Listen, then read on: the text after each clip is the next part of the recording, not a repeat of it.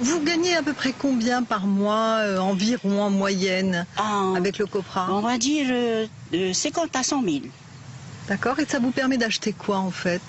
À manger, tout ce qui est nécessaire au niveau foyer, le riz, l'essence pour qu'on puisse aller ramasser encore. Ces sous-là, c'est pour payer l'essence, le main, voilà.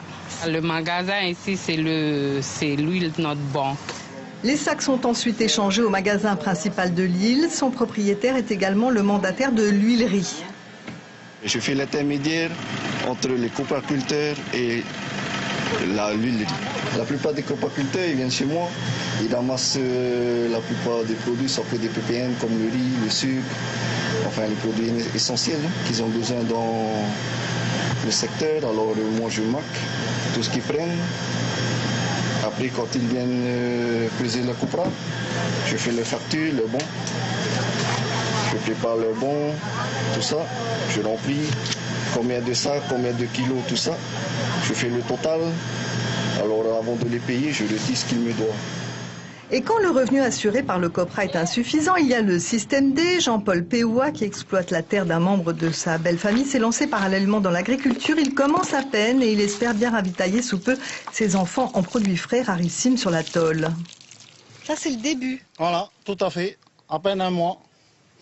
Et vous êtes content? Tout à fait.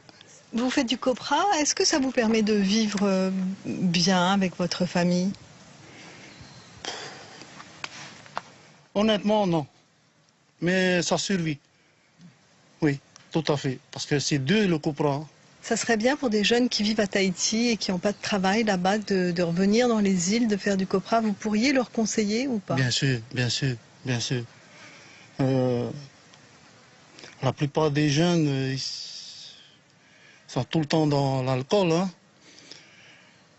Maintenant, pour réussir dans la vie, il faut tout le temps travailler, travailler.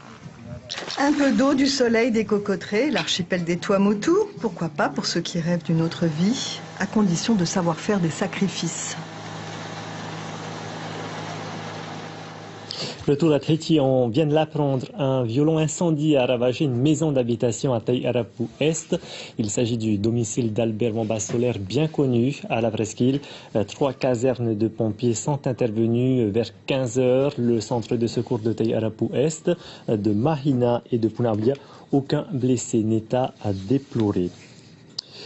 C'était le journal de la rédaction. Avant de se quitter, je vous rappelle l'information principale. La grève continue à Gaz de Tahiti et les conséquences commencent à se faire sentir dans les foyers polynésiens. À la une de vos quotidiens demain, la dépêche titre sur 3 mois avec sursis pour Antonio Pérez. Nous vous en parlions dans cette édition et de son côté, Tahiti Info fait sa une sur les Miss à la plage. Voilà, fin de ce journal. Merci de votre attention. Très belle nuit sur Première et à demain.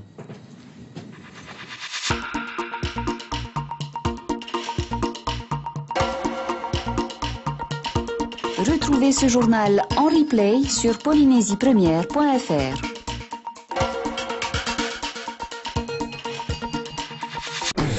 Votre soirée sur Première. 19h30, Daniel Auteuil cherche un ami. Sur sa route, Danny Boone, improbable et génial. 21h, on retrouve Aline, l'héroïne de votre nouvelle saga coup de cœur, dans l'entre-deux-guerres au Maroc. Mon meilleur ami,